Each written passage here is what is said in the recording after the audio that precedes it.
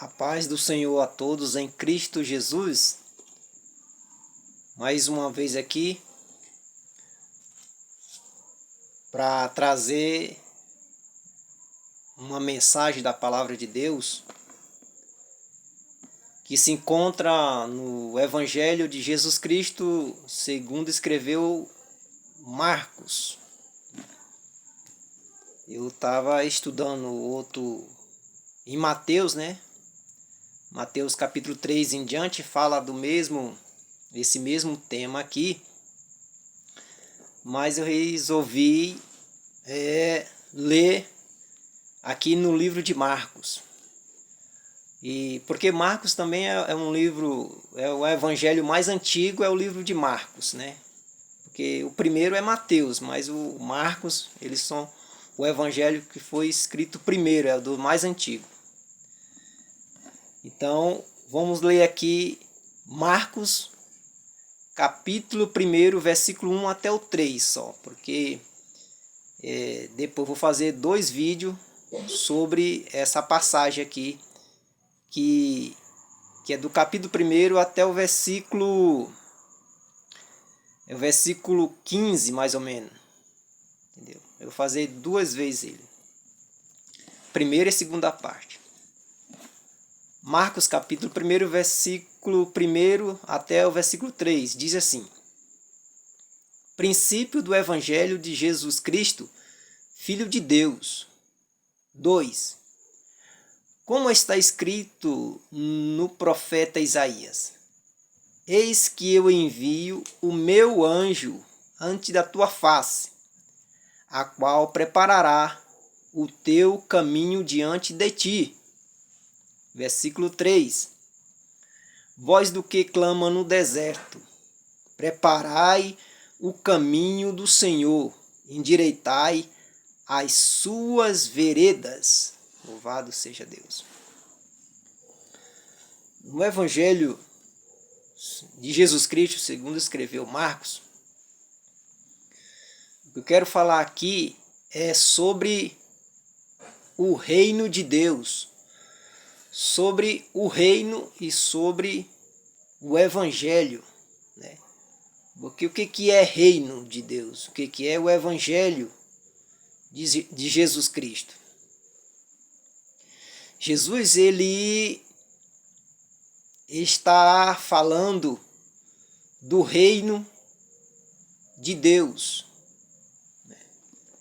Então, aqui no versículo 1, nós podemos analisar que está dizendo princípio do Evangelho, ou seja, o começo do Evangelho de Jesus Cristo.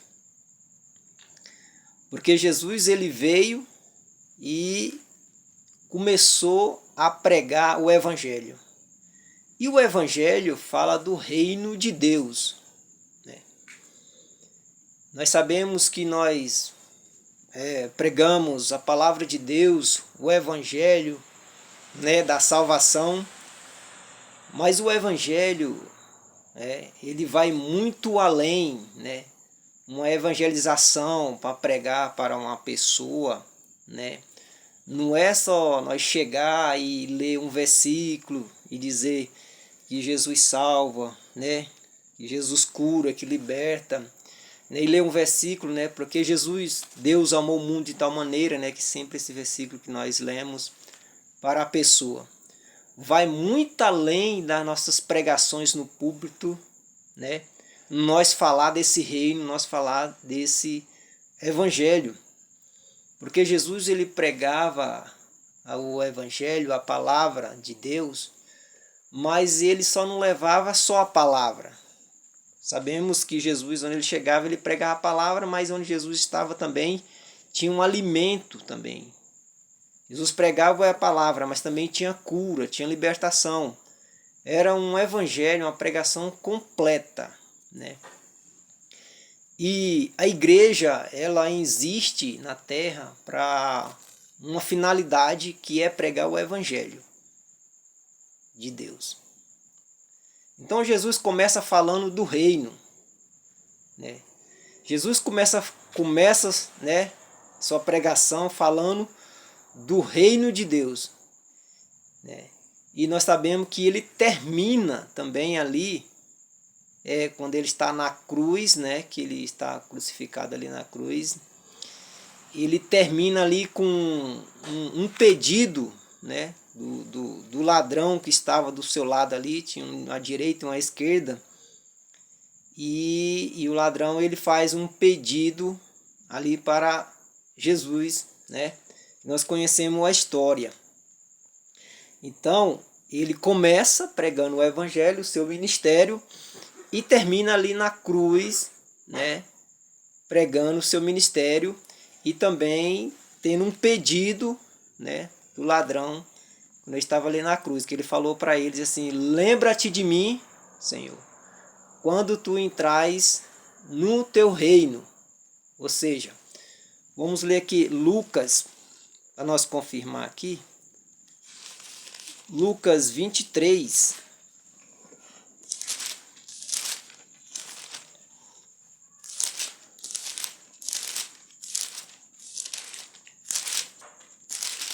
Lucas capítulo 23, versículo 42. Que diz assim: e disse a Jesus, ele disse para ele: Senhor, lembra-te de mim quando entrares no teu reino. Aqui, Jesus começa seu ministério falando do reino, né? E termina ali na cruz com um pedido do ladrão falando do seu reino. Então o ladrão ali, ele fala assim: Senhor, lembra-te de mim quando entrares no teu reino. Ou seja, analisando esse texto, nós podemos entender que o ser humano ele consegue entrar no reino de Deus. Não é possível. É possível entrar no reino de Deus. Aqui a palavra mostra que o ladrão diz assim: lembra-te de mim quando entrares no teu reino. Jesus disse assim: em verdade vos digo que hoje, né, estarás comigo no paraíso. Então, Jesus aqui, então nós podemos entender que entrar no reino de Deus não é impossível, é possível entrar no reino de Deus. E outra, é possível também estar dentro do reino, né? É possível entrar, né? E é possível estar também dentro do reino. Jesus falou que o reino está dentro de nós, a palavra está dentro de nós.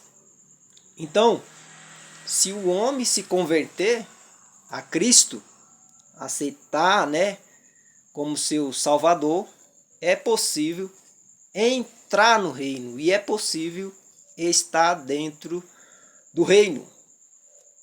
Então ele começa pregando, falando do reino de Deus, né, e termina ali na cruz o seu ministério, né, com um pedido do ladrão, né, pedindo para Jesus lembrar dele quando Jesus entrar no reino. E ele falou: hoje mesmo tu estarás comigo, né? Então é possível entrar no reino de Deus. Então, igual eu falei, o reino de Deus, o evangelho, ele vai muito além daquilo que nós pregamos nos púlpitos, né, que nós falamos de missão, de evangelismo, vai muito além. E eu estou falando aquilo que Jesus falou, que Jesus deixou escrito, o que a Bíblia diz. Não estou falando de historiadores, né, de pessoas estudadas, de teólogos, de dicionaristas, né? E não estou falando o que Jesus deixou escrito, a sua palavra, né? Nós devemos examinar as escrituras, entendeu? O reino de Deus é possível entrar e também está dentro dele, igual eu falei, né? No Antigo Testamento não existe essa frase reino de Deus, né? Não existe essa frase reino de Deus. Mas nós podemos analisar que existe o reino com Deus. Como assim com Deus? Lá no Jardim do Éden, quando Deus, conversava com o homem, passeava ali à tarde conversando com Adão, ali nós podemos ver o reino com Deus, Mas essa frase reino, o reino de Deus, não aparece aqui no Antigo Testamento, mas o reino com Deus, sim. Então, nós podemos analisar essa frase. O Evangelho de Jesus Cristo, ele começa falando do reino de Deus. Nós podemos ver aqui, onde nós lemos, Marcos, capítulo 1, versículo 1, diz assim: princípio do Evangelho de Jesus Cristo. Princípio do Evangelho de Jesus Cristo. Então, Jesus começa primeiro, com seu Evangelho, pregando o reino de Deus. Começa iniciando e termina na cruz, igual eu falei. Marcos capítulo 1, versículo 1.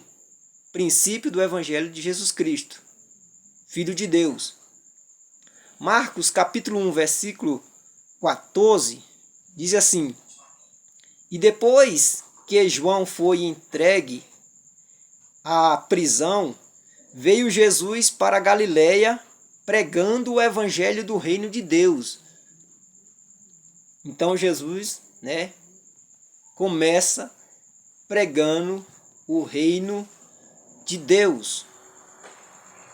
Então, quando Jesus ele veio ao mundo, ele veio para pregar a palavra de Deus. Então, se ele veio para pregar a palavra de Deus, como está escrito no livro de Isaías, que aqui ele escreve aqui: eis que eu envio o meu anjo diante da tua face, a qual preparará o teu caminho. Ou seja, Deus prepara João Batista. E ele fala assim, que enviará diante da sua face, a qual preparará o teu caminho. Mas João, que esse preparar o caminho, João teve que vir para preparar o caminho para Jesus chegar. Jesus, quando ele chega, o caminho não está preparado, porque o povo, ele veio para os judeus, mas o caminho significa os judeus, e os judeus estavam totalmente corrompidos, na corrupção. Então o caminho não estava preparado, que o caminho significa que o povo que estava na corrupção. Então não podia, o caminho não estava preparado para Jesus chegar, porque o povo estava em corrupção, estava corrompido. Então ele envia João, que não participava dessa corrupção, igual os sacerdotes, os sacerdotes, as autoridades, os fariseus, os saduceus. Então Deus escolhe João, para preparar o caminho. Porque quando Jesus veio, era para o caminho estar preparado, era para o povo o receber, mas o povo não recebeu. Quando a chegada do Messias, quando ele chega, Israel está totalmente corrompido, começando pelo templo, pelos sacerdotes, pelos sumos sacerdotes, pelas autoridades dos romanos. Então Jesus, ele não teve como chegar, porque o caminho não estava preparado. E ele enviou um homem chamado João Batista, para preparar o caminho. Então esse evangelho, ele inclui o homem todo. Ele inclui o homem todo. Ou seja, Porque o homem ele é corpo, alma e espírito.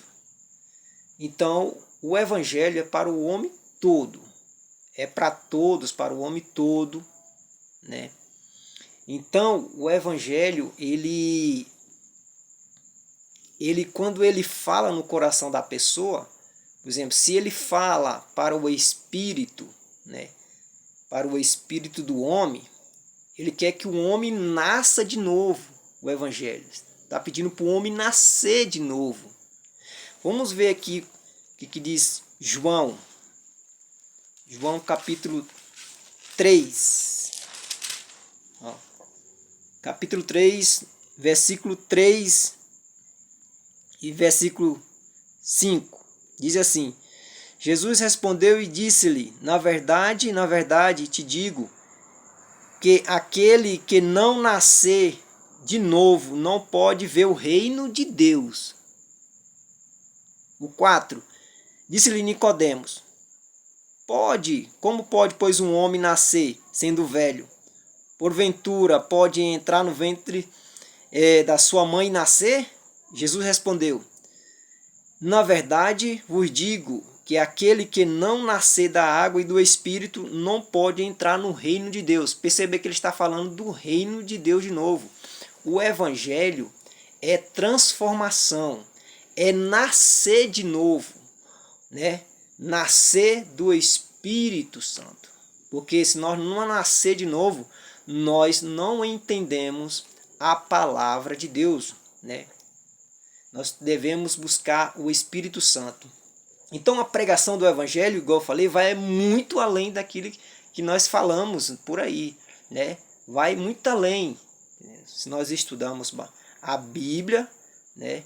Não é qualquer palavra. Então a pregação da convenção para convencer um pecador não é, né, soltar o folhetim, falar algum versículo, mas nós temos que ver a pessoa que nós estamos passando, transmitindo essa palavra, também a necessidade da pessoa. Ver ali, quando chegar na casa de uma pessoa, ver a necessidade dele. Porque Jesus não levava nem só palavra, levava também alimento, cura, né? Resolvia o problema daquela pessoa. Entendeu? Então a palavra, então o evangelho do reino vai muito além daquilo que nós falamos por aí. Então o evangelho, ele pede que nós nascemos de novo. E a alma? A alma, que nós temos também uma alma. É igual fala lá em Levítico. Levítico capítulo 11, versículo 44. Ele fala: seja santo porque eu sou santo. Ou seja, a alma do homem, nós temos que andar em santidade ao Senhor. E como nós também é corpo, né? Nós podemos ver lá em 1 Coríntios capítulo 15, versículos 51 e 52, que Paulo registra lá, desse escrito, né? Que os mortos ressuscitarão, né? E nós que estamos vivos seremos transformados, né? O Evangelho promete, né, essa transformação gloriosa, né? O Evangelho promete a ressurreição do corpo, né? E transportar nós para o reino de Deus. Só basta nós crer e buscar e aceitar e querer abrir a boca e confessar, porque se não abrir a boca para confessar e querer, Deus não pode entrar e invadir o homem e forçar o homem a ser salvo, não. O homem tem que querer. Deus só salva o homem se ele permitir que ele, Deus, Jesus, salve. Porque o homem tem um livre-arbítrio de decidir se quer ou não. É por isso que existe dois caminhos. Amém? Então nós temos que estar atentos sobre essas mensagens da palavra de Deus. Igual eu tinha falado, a igreja, ela existe na terra, né, para uma finalidade. E essa finalidade é pregar o evangelho, essa missão de pregar o evangelho, do reino de Deus, né? Se nós não pregar esse evangelho, nós estamos cometendo um erro muito grave, uma falta de ética, entendeu? Por que uma falta de ética?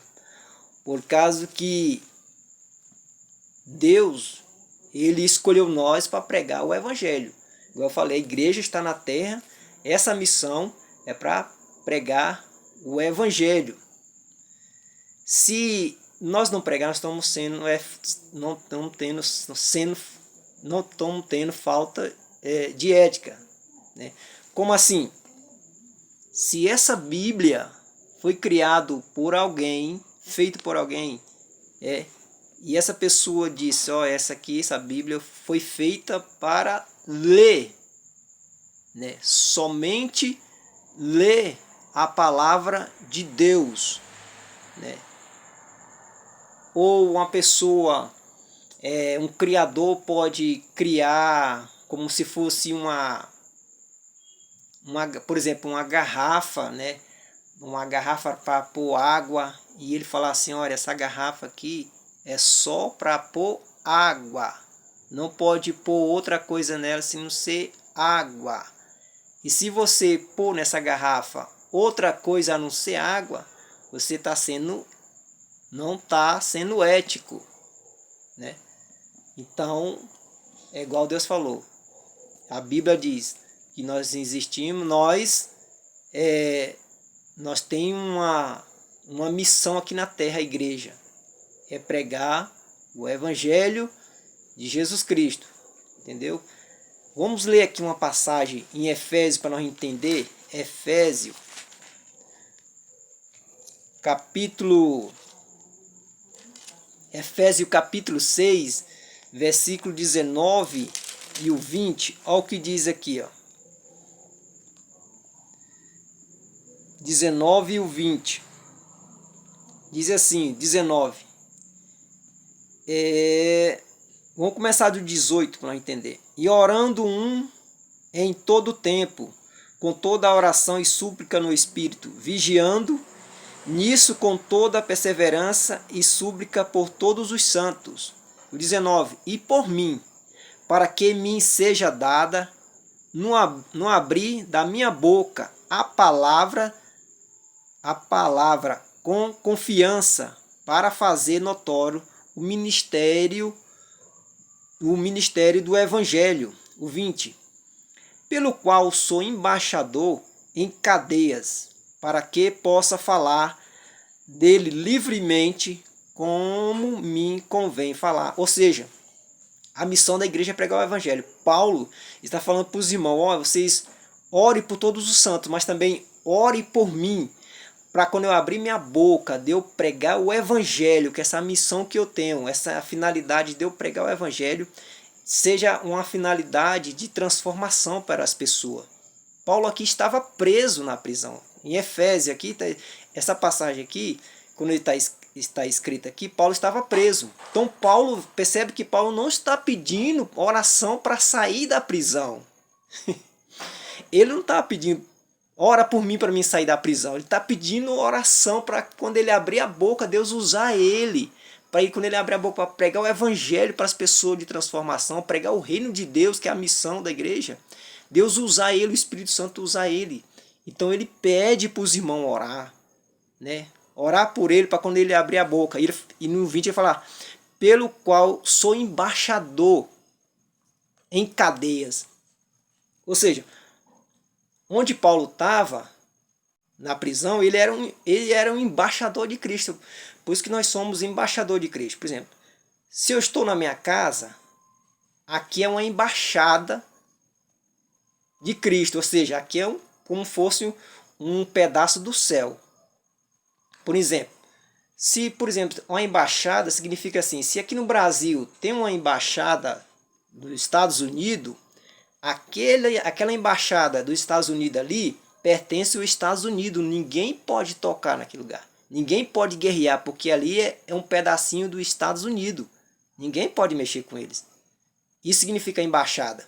Então nós somos embaixadores de Cristo. Onde nós estiver, tem uma embaixada do céu, tem um pedaço do reino de Deus, né? E tem que ser respeitado, né, por todos, por Satanás, porque está ali o poder de Deus na sua vida, ser usado pelo Espírito Santo para pregar a palavra de Deus. Amém? Paulo não está pedindo, né, para orar, para ser solto da prisão, igual eu falei. O evangelho significa boa nova, sim. Mas essa boa nova vai muito além, igual eu falei, né? Porque antigamente esse evangelho, essa palavra evangelho, era usado pelas autoridades dos romanos, quando eles edificavam a cidade, quando eles iam inaugurar uma cidade, né, ele chamava de evangelho, ou seja, boa nova, boa notícia, trazendo a notícia daqueles que eles iam inaugurar alguma cidade, alguma coisa que eles, né? Então esse evangelho de Jesus Cristo, hoje ele não pertence reino humano, igual os romanos que são corruptos. Não existe, essa palavra evangelho é de Jesus Cristo. Esse evangelho não pertence humano, corrupto, né? Esse evangelho, ele é poder de Deus para libertar, né, a pessoa. Isso que diz a palavra do Senhor. Então esse evangelho de Jesus Cristo, ele não tem nada a ver com o evangelho dos romanos, das autoridades, que era corrompido, que são corruptos. Esse evangelho, ele é santo, ele liberta, ele transforma o ser humano, só basta querer. Vamos ler aqui, voltar aqui para Marcos capítulo 1, versículo 2. Agora vamos aqui para o versículo 2. Somente 3 versículos hoje rapidinho. Como está escrito no profeta Isaías: eis que eu envio o meu anjo ante a tua face, a qual preparará o teu caminho diante de ti. João é enviado a preparar o caminho para Jesus, igual eu falei, né? Porque não tinha um caminho para a salvação, não tinha um caminho correto para o Salvador chegar, para Jesus chegar, né? É por isso que nós vemos que Jesus, quando ele nasceu, Maria ganhou Jesus numa estrebaria, né, num lugar, porque não tinha hospedagem, né? Então não tinha hospedagem, e ele nasceu num lugar, né, onde muitos, né, não gostariam de nascer. Mas o reino de Deus é simples, Jesus é simples, a palavra de Deus é simples. Lucas capítulo 2,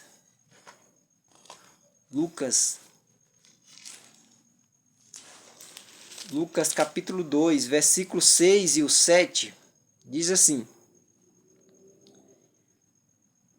a fim de se com Maria, sua mulher, que estava a fim de alistar-se com Maria, sua mulher, que estava grávida. 6. E aconteceu que, estando eles ali, se cumpriu os dias em que ela havia de dar à luz. O 7. E deu à luz ao seu filho primogênito, né? Foi o primeiro, porque Jesus é o primogênito do Pai. E envolveu em um pano e deitou numa manjedoura, porque não havia lugar, né, para eles na estalagem. Essa palavra que não havia lugar, quando Jesus veio, né, ele não foi para o templo, Jesus foi para o deserto, porque o templo estava totalmente corrompido. Os sacerdotes, o sumo sacerdote, né, estava totalmente corrompido. Ele saiu do templo, ele não foi para o templo, foi para o deserto, porque quem comandava ali o templo ali foi tomado pela corrupção do sacerdote Anás e Caifás. Anás e os seus 4 ou 5 filhos foram sacerdote, e Caifás, que é o seu genro também, se tornou sumo sacerdote por causa da politicagem dos romanos, né, da sua corrupção. Ele tomou o templo. E Jesus, ele não foi para o templo, ele foi para o deserto. ou seja, todos eles estavam vazios, assim como o templo estava vazio também. Agora, o que diz o versículo 3 aqui para nós terminar essa primeira etapa? Voz do que clama no deserto, preparai o caminho do Senhor, endireitai as suas veredas. Ou seja, Jesus está falando aqui, para a palavra de Deus, que ele queria que o povo que era o caminho se consertasse, se endireitasse. Jesus não queria que não queria ter outro caminho, ele queria que esse caminho deles, que era corrupto, que era no pecado, se endireitasse. Jesus não está pedindo aqui, né, para ter outro caminho, mas é para consertar, direitar as veredas, porque o reino de Deus precisava chegar, né, para transformar essa vida. Perceba um detalhe aqui, que o versículo 3 fala assim: voz do que clama no deserto. Vamos lá. Quem está clamando aqui no deserto? Quem está clamando no deserto aqui é Deus. Perceba aqui, voz do que clama no deserto. Ou seja, João é um porta-voz de Deus. Então quem está clamando aqui não é João, está clamando aqui é Deus. Ó, a voz do que clama no deserto. Vamos ver aqui, João capítulo 1, versículo 23. Olha o que diz aqui. João 1, 23. Ó. Disse, quando nos perguntaram para João quem era ele, o que ele fala assim? Disse, eu sou a voz do que clama no deserto. Ou seja, João é o porta-voz de Deus. Quem está clamando aqui no deserto é Deus. É como voz do que clama. Ele é a voz do que está clamando lá no deserto. Entendeu? Então aqui não é a voz de João Batista, o clamor aqui não é. É a voz, ele é a voz do que está clamando lá no deserto. Nós pensamos, voz do que clama lá no deserto. Entendeu? Endireitai, né? Preparai o caminho do Senhor, endireitai as suas veredas. Deus não está pedindo para ter outro caminho, é para direitar os caminhos que estavam tortuosos. Esse era o caminho. Então quem está clamando no deserto é Deus, porque não podia entrar num templo que estava corrompido. Para nós terminar, Lucas, ele tem uma denúncia muito forte aqui. Lucas, capítulo 3, do 1 até o 2.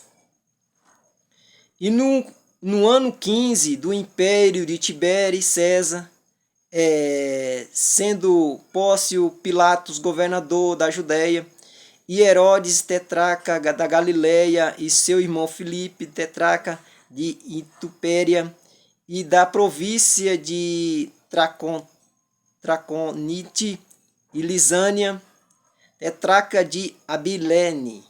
O 2. Preste atenção só no 2 aqui. Sendo Anás e Caifás sumo sacerdote, veio no deserto a palavra de Deus a João, filho de Zacarias. Ou seja, João, filho de Zacarias. Zacarias era o sacerdote. Então João, ele podia literalmente ser um sacerdote. E como a sua mãe Isabel era da família de Arão, também ele, por lei, ele podia ser sumo sacerdote. E como todo sacerdote estava corrompido, a palavra, Deus escolheu João como se fosse um sacerdote, né, para levar a palavra, porque os outros sacerdotes estavam todo corrompidos. Perceba aqui que nessa palavra aqui, Lucas, ele faz tipo uma denúncia bastante grave. Sabe por quê? Porque ele mesmo, ele fala aqui que Anás e Caifás, sumo sacerdote, ou seja, na lei não podia existir dois sacerdotes, só podia existir um sacerdote, igual Cristo é um sacerdote. Então a corrupção estava tão grande aqui, que Anás aceitou Caifás, o seu genro, como outro sumo sacerdote, e não podia na lei. Na sua politicagem com os romanos, não podia. na lei. Então estava todo corrompido. Tinha que existir só um sacerdote. Morria um e entrava outro. Morria um e entrava outro. Então Jesus veio e precisava de esse caminho ter preparado. Por isso que ele não foi direto para o templo, ele foi para o deserto. E Lucas que ele dá uma denúncia bastante grave, porque eles nomia eles aqui como sumo sacerdote. Anás e Caifás, sumo sacerdote. Uma denúncia bastante grave, que não podia acontecer isso aqui. Um erro do sumo sacerdote. Só podia existir um sacerdote. Então, e o verdadeiro sacerdote se chama Jesus Cristo de Nazaré. Ele é a verdade e a vida, e ninguém vai ao Pai a não ser por ele. Então, fique todos com Deus, né? E a paz do Senhor a todos em Cristo Jesus.